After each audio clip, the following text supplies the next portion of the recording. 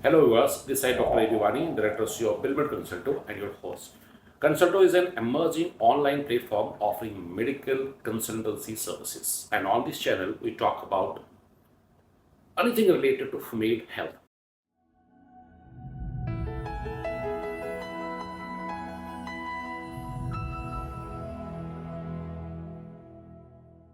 Today, we have our specialist Dr. Gunjan Gohel, and together we'll be talking about thyroid in pregnancy. Welcome, ma'am. Thank you, sir.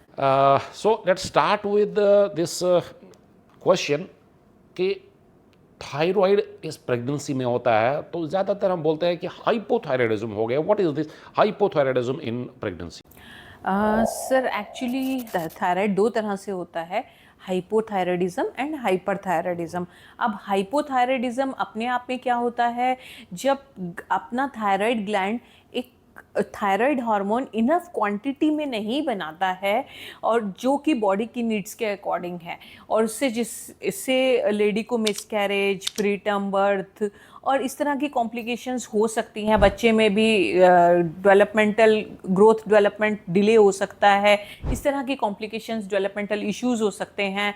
और patient में weight gain होता है, fatigue होता है, constipation होता है, cold intolerance, मतलब उसको बहुत ज़्यादा ठंड में वो टॉलरेट नहीं कर पाते हैं, ड्राई स्किन होती है, हेयर लॉस, इस तरह की चीज़ें होती हैं. इसका मतलब है कि प्रेगनेंसी में ज़्यादा हाइपर होता है या हाइपो होता है? ज़्यादा हाइपो होता है. हाइपो होता है. So this for our audience I am telling you that this hypo and hyper is a medical term used जब हमारा थायराइड का फंक्शन ज़्यादा होता है तो हम उसको हाइपर बोलते हैं, और जब कम होता है तो उसको हाइपो बोलते हैं. और प्रेगनेंसी में ज़्यादा हमको हाइपोथायरॉयडिज्म ही मिलता है, राइट?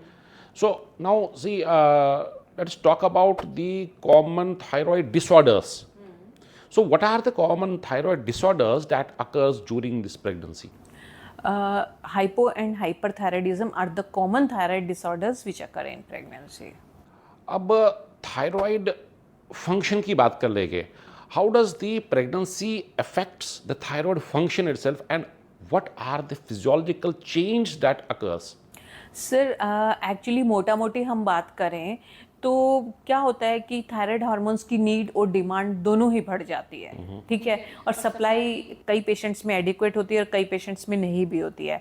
और जैसे कि हम जानते हैं कि जो एक हार्मोन को बाइंड करते हैं, कुछ ऐसे प्रोटीन होते हैं, उनकी कॉन्सेंट्रेशन भी बढ़ जाती है जिससे कि थायराइड की नीड बढ़ जाती है और थायराइड ग्लैंड का एनलार्जमेंट हो जाता है. और इम्यून सिस्टम में भी जब भी कोई लेडी प्रेग्नेंट होती है उसके इम्यून सिस्टम में कुछ चेंजेस आते हैं जो कि थायराइड को अफेक्ट कर सकते हैं. और बेसिकली कई बार पोस्टपार्टम थायराइडाइटिस भी होता है. अब जब कोई लेडी प्रेग्नेंट होती है वो अपने से ज़्यादा अपने बच्चे के बारे में ज़्यादा सोचती है, कहीं कुछ उस पर तो इफ़ेक्ट नहीं पड़ रहा है. So let's talk about the potential risks of thyroid disorder for both mother and for the baby. Sir देखिए, जो मदर में ज़्यादा से ज़्यादा मिसकैरेज होता है, प्री एक्लेम्सिया होता है. प्री एक्लेम्सिया मतलब बीपी का बहुत ज़्यादा बढ़ जाना, और प्री टर्म बर्थ अधूरे महीने पे 37 वीक से पहले मतलब 9 महीने पूरे होने से पहले डिलीवरी का होना, और बच्चे में ग्रोथ रिटार्डेशन होना, न्यूरो डेवलपमेंटल इश्यूज़ होना. न्यूरो डेवलपमेंटल इश्यूज़ का मतलब बच्चे का ब्रेन डेवलपमेंट अच्छे से ना होना, बच्चे का वजन कम होना, 2.5 किलो से बच्चे का वजन कम होना, लो बर्थ वेट बेबीज़, और बच्चे में थायराइड डिसऑर्डर्स हो सकते हैं. इसका मतलब है बोथ थायराइड रिस्क. हाँ जी, बहुत थायराइड रिस्क. मैडम, आपके पास पेशेंट तब भी आएगा या कोई भी पेशेंट डॉक्टर के पास तभी जाएगा जब उसको कोई सिम्टम हो, जब उसको कुछ ऐसा लगे कि मेरे को डॉक्टर के पास जाना पड़ेगा. Now coming to this thyroid, अगर थायराइड का कोई सिम्टम है नहीं तो पेशेंट आपके पास नहीं आएगा, राइट ना? नाउ कुछ तो सिम्टम हो गए कि आपके पास पेशेंट आ गया, लेकिन बहुत टाइम ऐसा होता है कि पेशेंट को कोई सिम्टम ही नहीं है.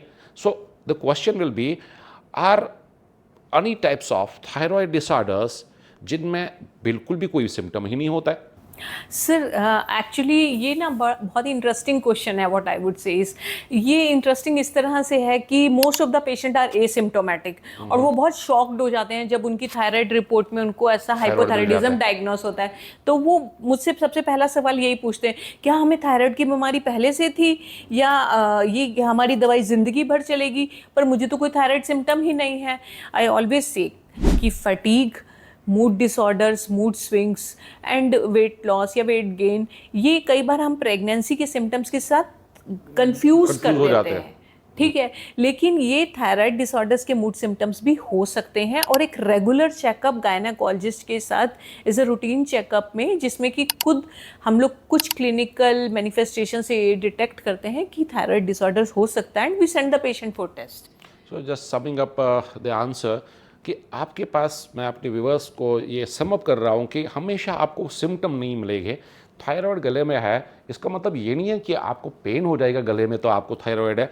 So there are some symptoms जो आपको नोटिस में नहीं आएंगे, लेकिन आपके गायनिकोलॉजिस्ट को समझ में आ जाएंगे कि ये थायराइड हो सकता है, और वो एकदम से आपको पकड़ में नहीं आके आपके गायनिकोलॉजिस्ट को पकड़ में आ जाएगा। अब हम बात कर लें कि डायग्नोसिस और मैनेजमेंट की। So how are thyroid disorders diagnosed and manage during this pregnancy?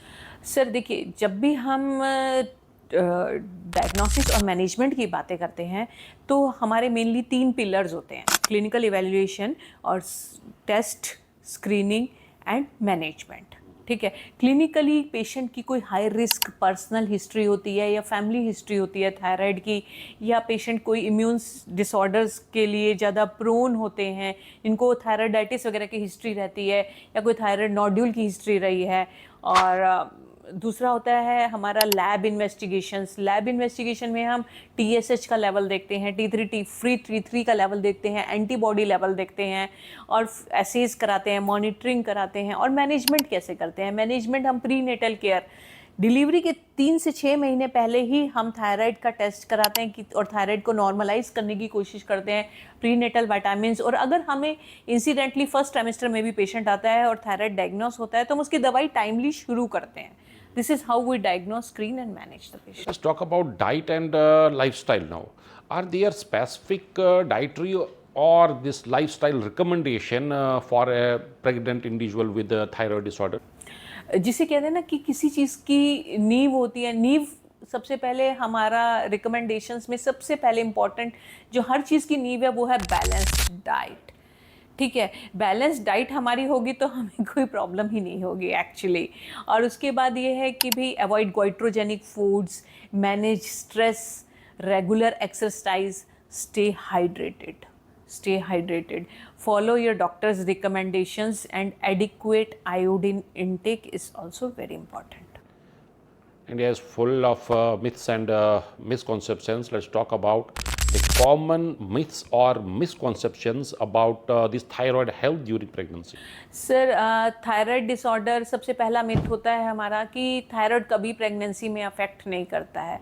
Thyroid commonly pregnancy को अफेक्ट करता है और बेबी के लिए भी प्रॉब्लमेटिक इश्यूज़ होते हैं, जैसे कि हमने पहले बात की, और मदर के लिए भी प्रॉब्लमेटिक इश्यूज़ होते हैं। और दूसरा मिथ है सारी प्रेग्नेंट फीमेल्स को थायराइड के लिए स्क्रीन करना ज़रूरी है। देखिए, इसमें ना 2 स्कूल ऑफ थॉट्स हैं। कुछ लोग, सारे ही लोग कहते हैं कि हमारे पेशेंट्स में कोई प्रॉब्लम नहीं आनी चाहिए, और कुछ लोग ये कहते हैं कि if the patient is non affordable तो I will screen only high risk patients, और जिनकी पर्सनल या फैमिली हिस्ट्री है इन सब चीज़ों के लिए, या जो पहले से ही थायराइड से पीड़ित हैं। और तीसरा मिथ है thyroid medications are harmful during pregnancy. No, never, they are not harmful during pregnancy, कभी भी नहीं। ठीक है, चाहे वो हाइपरथायराइडिज्म हो या हाइपोथायराइडिज्म हो, दे आर सेफ। ठीक है, और चौथा है pregnancy cure thyroid disorders. No, pregnancy is preventive for some things but it does not cure it. अगर ये आप इंसिडेंटली डिटेक्ट करते हैं तो आपको इसका पूरा ट्रीटमेंट लेना होगा। और obviously there is nothing you can do to manage thyroid disorders during pregnancy is also a biggest myth. You can manage it very easily by drugs. Thank you very much, ma'am. Hope this podcast has cleared all your doubts related to thyroid in pregnancy.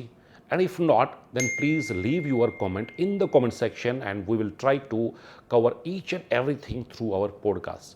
Please like, share, comment this video with your circle, with your friends. And if you found it useful, please subscribe to our channel. Stay healthy, stay tuned. God bless all of you.